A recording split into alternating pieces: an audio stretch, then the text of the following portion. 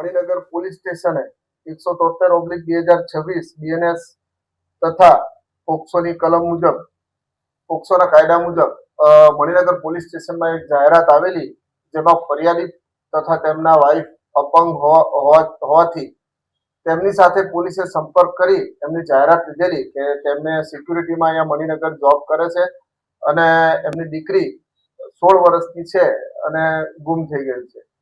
જેથી કરીને પોલીસે જેપી જાડેજા સાહેબે તાત્કાલિક એક ટીમ બનાવી, જે ટીમની અંદર પીએસઆઈ પીઆર પરમાર, અશ્વિનભાઈ શિવાભાઈ તથા woman police constable Harshaben Dhirubhai એમને તાત્કાલિક એનાલિસિસના આધારે તેની શોધખોળ ચાલુ કરી દીધેલી.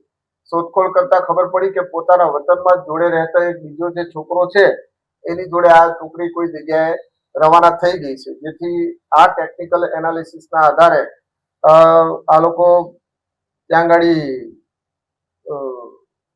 હરિદ્વાર ખાતે એમના લોકેશન આવેલા. હરિદ્વાર ખાતે કોઈ હોટલમાં નહીં રોકાતા વાલ્મીકીવાસમાં એમણે કોઈ ઝૂંપડી ભાડે લીધેલી.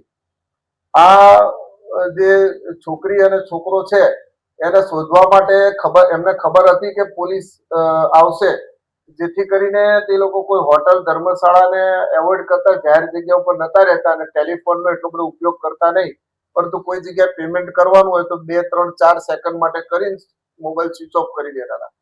જેથી અમારા જે ટીમના હર્ષાબેન ધીરુભાઈ છે એ પોતે જે આ ભોગ બનનાર છે દીકરી, એના સગા સંબંધી કે સિસ્ટર હોય એવી વાત કરી અને તે જે તે હરિદ્વાર વાળા વિસ્તારમાં એમને શોધખોળ કરેલી, ત્યાં હોલ્ડ કરેલો, 3 દિવસ રોકાયેલા અને અલગ અલગ જગ્યાએ પૂછપરછ કરી અને આ જગ્યા આઈડેન્ટિફાઈ કરી અને ત્યાં વોચ ગોઠવેલી.